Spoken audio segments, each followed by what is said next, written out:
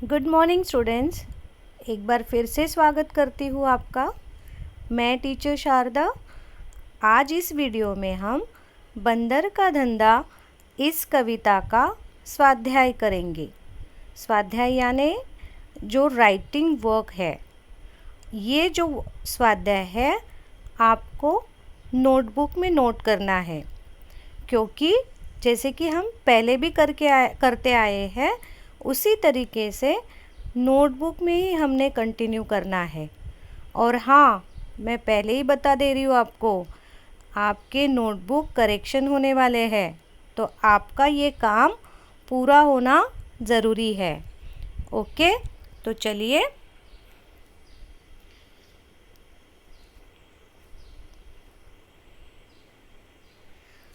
अभी यहाँ पर शब्दार्थ है। शब्दार्थ हमने एक्सप्लेनेशन में भी देखे थे, लेकिन ये आपने रिवीजन के तौर पर लिखने हैं। जैसे बुखार, फीवर, जंगल के दूसरे नाम हैं वन या कानन, फॉरेस्ट। ऐसे जो शब्दार्थ है ये आपने लिख लेने हैं। और कथन के सामने सही और गलत का चिन्ह लगाओ। सही गलत आपको पहचानना है। कथन यानी जो यहाँ पर वाक्य दिए गए हैं। वाक्य पढ़ेंगे पहले। बंदर के हाथ टूटा फूटा शीशा लगा। भालू को खांसी और जुकाम था। बंदर जंगल से अच्छी अच्छी जड़ी बूटियाँ लाता था। लोमड़ी डांस करना चाहती थी। तो इनके जो उत्तर है, पहला है हाँ, उसके हाथ में शीशा लगा। टूटा फूटा शीशा लगा। शीशा लगा था क्या? नहीं, आला यानी स्टेथोस्कोप। तो ये जो सेंटेंस है ये गलत है। भालू को खांसी और जुकाम था, सही। बंदर जंगल से अच्छी अच्छी जड़ी बूटियां लाता था, सही। और लोमड़ी डांस करना चाहती थी, नहीं, बिल्ली डांस करना चाहती थी। तो इसके लिए ये वाक्य गलत है। आपने वाक्य ठीक से पढ़ने ज़रूरी होते हैं। अगला जो प्रश्न है उसमें हमें है रिक्त स्थानों की पूर्ति करो। Fill in the blanks. Okay, fill ups आपको यहाँ पर जो है ऑलरेडी मैंने आंसर्स दिए हैं। झट बंदर ने पेड़ के नीचे कुर्सी मेज ला डाला। खांसी जब छू मंतर होए, फीस तभी तुम देना। मैं शिकार पर कैसे जाऊँ, जल्दी इसे उतार। अच्छी अच्छी जड़ी बूटियाँ जंगल से वह लाता। कल से तुम डांस करोगी, ईना मीना डीना। तो ये जो लाल अक्षरों में शब्द है ये हमारे रिक्त स्थान हमने पूर्ण किए हैं। ओके, ये आपने लिखने हैं। अगला जो प्रश्न है, हाँ, ये शायद मेरे ख्याल से आपको थोड़ा नया प्रश्न लगेगा।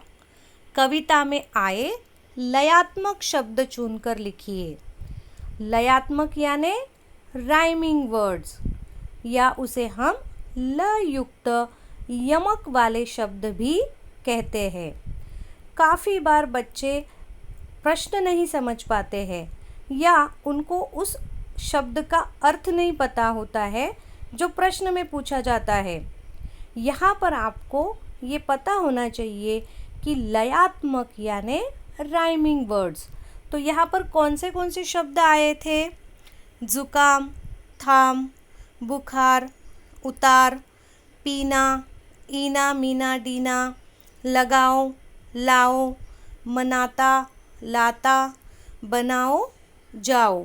तो ये जो शब्द है इनकी जो एंडिंग होती है, इनकी जो अंत होता है शब्दों का, ये थोड़ा सिमिलर साउंड करता है, इसीलिए हम इसे लयात्मक कहते हैं या राइमिंग कहते हैं। अगला जो प्रश्न है बच्चों, उसमें आपको जो युग्म शब्द है उसे चुनकर लिखना है। देखिएगा, व्याकरण के जो अलग अलग हिस्से हैं उनका भी हमने इसमें समावेश किया है। तो शब्द युग्म मेरे ख्याल से हमने 6वीं कक्षा में भी पढ़ा था। हिंदी भाषा में कुछ ऐसे शब्दों का प्रयोग जोड़े के रूप में होता है। जोड़े के यानी साथ साथ वो आते हैं, और जब वे साथ साथ आते हैं तब उनमें एक योजक चिन्ह का प्रयोग किया जाता है। योजक चिन्ह यानी एक स्मॉल जो डैश होती है उसे हम योजक चिन्ह कहते हैं। तो ऐसे शब्द युग्म इस कविता में आए हुए थे, वो आपको ढूंढ कर लिखने हैं। प्रश्न ऐसे ही पूछे जाते हैं परीक्षा में। तो देखिए, टूटा फूटा, कुर्सी मेज़, सुबह शाम, चिकना सुंदर, अच्छी अच्छी, जड़ी बूटियाँ, ये जो शब्द है ये कविता में साथ साथ आए हैं और उनके बीच में एक योजक चिन्ह दिया हुआ है, इसीलिए इन्हें हम शब्द युग्म कहते हैं। ओके, अगला प्रश्न होता है, एक एक वाक्य में उत्तर लिखिए। बच्चों, ये जो है ये आपने नोट करने हैं। एक वाक्य में उत्तर जो होते हैं ये आपको किसी भी तरीके से प्रश्न पूछा जा सकता है। प्रश्नों का स्वरूप समझना ज़रूरी होता है। बंदर के हाथ क्या लगा? बंदर के हाथ टूटा फूटा आला लगा। भालू को बंदर ने क्या दवाई दी थी? दी थी आपको पता है, तुलसी के पत्ते और पीपल की जड़, जो उसने कहा था पानी में उबाल कर पीना। लोमड़ी ने बंदर से कौन सी बूटी मांगी थी? बूटी यानी वन औषधि। तो उसने सुंदर दिखने के लिए बूटी मांगी थी जिससे उसका चेहरा कुंदन सा चमकेगा। बंदर ने बिल्ली को बुखार उतारने के लिए क्या दवाई दी? उसने दिया था गिलोय का रस। ठीक है ना, हमने पत्ते भी देखे थे। गिलोय का रस जो होता है उसके पत्ते, जो एक कड़वी बेल होती है। घी कुंवार 2 बार लगाने से लोमड़ी का चेहरा किसके समान चमकेगा? कैसा चमकेगा? हाँ, पता है आपको, सोने जैसा या कुंदन जैसा। बंदर अभी मौज क्यों मनाने लगा था? भाई, अगर उसका जो व्यवसाय था, उसकी जो दुकान थी वो बड़े अच्छे से चल रही थी, इसीलिए वो मौज मनाने लगा था। डॉक्टर जो बन गया था वो, है ना। तो ऐसे आपको प्रश्नों के उत्तर देने हैं। अगला है, एक मैंने यहाँ पर ब्रीफ आंसर आपको दिया है। स्टूडेंट्स, कविता को समझने के लिए या उसका अर्थ जानने के लिए आपको वो आपने समझा है, कविता का अर्थ आपको समझ में आया है, ये जानने के लिए हमें ऐसे सेल्फ रिस्पॉन्सिस क्वेश्चंस लेने पड़ते हैं।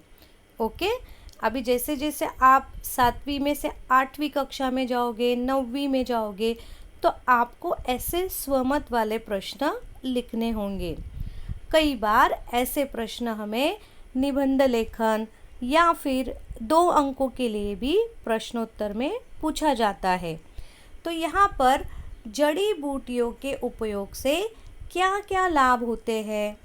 क्योंकि बंदर का धंधा, ये जो कविता है, ये ज़्यादातर जड़ी बूटी या वन औषधि, आयुर्वेदिक औषधियों का जो महत्व है वो प्रकट करती है। तो वो अगर हमें समझ में आएगा तो हम मानेंगे कि हमें कविता समझ में आई है। तो देखिए, इसमें कई सारे लाभ होते हैं जड़ी बूटियों के, जैसे कि सर्दी, पेट दर्द, बुखार, ये जो बीमारियां होती हैं, ये बीमारियां जड़ी बूटी यानी आयुर्वेदिक औषधि अगर हम पानी में उबाल कर पिएंगे तो ये बहुत तुरंत दूर होती है।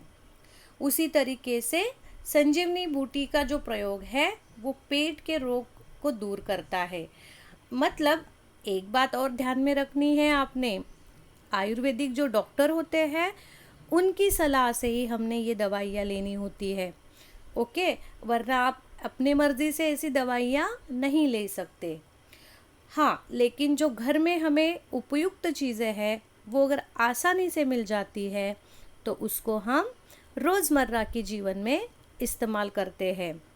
जैसे कि पुदीने का सेवन, पुदीने का जो पत्ता है तो वो है वो पेट दर्द में राहत उससे मिलती है।